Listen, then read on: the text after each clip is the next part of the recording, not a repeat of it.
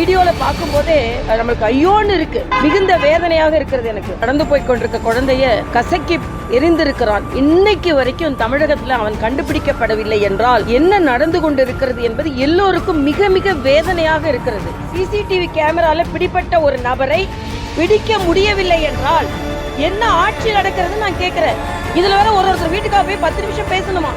10 நிமிஷம் பேசுறதுல மக்கள் என்ன கேள்வி கேட்பேன்? நான் மக்கள்கிட்ட கேட்கிறேன். 10 நிமிஷம் திமுக காரங்க உங்க வீட்டுக்கு வரும்போது அஜித்குமாருக்கு என்னாச்சு, அண்ணா யூனிவர்சிட்டியில என்ன நடந்து கொண்டிருந்தது, இன்னைக்கு திருவள்ளூர்ல அந்த குழந்தைக்கு என்னாச்சு, குழந்தைங்களை எதுக்கு கீழே படுக்க வைக்கிறீங்க, மருத்துவர் இல்லாம மருத்துவமனை ஏன் இருக்கு, ஆசிரியர்களே ரோட்ல போராடி கொண்டிருக்கிறாங்க, கேள்வி கேளுங்க. தமிழகத்தில் நடந்து கொண்டிருக்கின்ற சில நிகழ்வுகள் மிகுந்த கவலை அளிக்கக்கூடியதாக இருக்கிறது.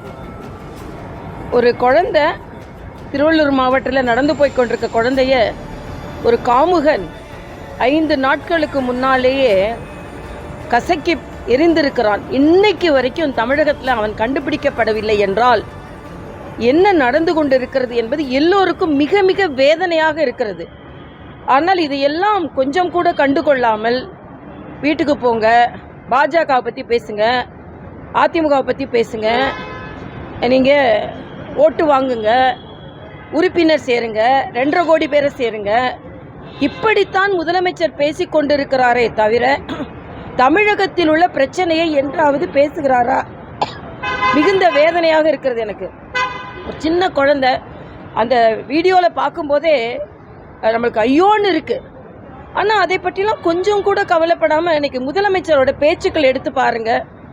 எல்லாமே எப்படி 2026 ஓட்டு வாங்கலாம், எப்படி 30% சேர்க்கலாம், என்ன பிரச்சனை, என்னைக்காவது தமிழ்நாட்டில் உள்ள பிரச்சனையை பேசுகிறாரா? அப்படி பேச ஆரம்பித்தா உடனே உத்தரப்பிரதேசம் போயிடுவார், இல்லைன்னா மத்திய பிரதேசம், இல்லைன்னா ராஜஸ்தான், எங்கெல்லாம் பாஜக ஆளுகின்றதுன்னு ஒரு குறிப்பு வச்சுட்டு உடனே அங்கே போயிட வேண்டியது. தமிழ்நாட்டில் 5 நாளாகியும் நேரடியாக சிசிடிவி கேமராவில் பிடிப்பட்ட ஒரு நபரை பிடிக்க முடியவில்லை என்றால் என்ன ஆட்சி நடக்கிறது நான் கேட்குறேன்.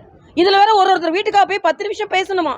10 நிமிஷம் பேசுறதுல மக்கள் என்ன கேள்வி கேட்பேன்? நான் மக்கள்கிட்ட கேட்கிறேன். 10 நிமிஷம் திமுக காரங்க உங்க வீட்டுக்கு வரும்போது அஜித்குமாருக்கு என்னாச்சு, அண்ணா யூனிவர்சிட்டியில என்ன நடந்து கொண்டிருந்தது, இன்னைக்கு திருவள்ளூர்ல அந்த குழந்தைக்கு என்னாச்சு, குழந்தைங்களை எதுக்கு கீழே படுக்க வைக்கிறீங்க, மருத்துவர் இல்லாம மருத்துவமனை ஏன் இருக்கு, ஆசிரியர்களே ரோட்ல போராடி கொண்டிருக்கிறாங்க, கேள்வி கேளுங்க.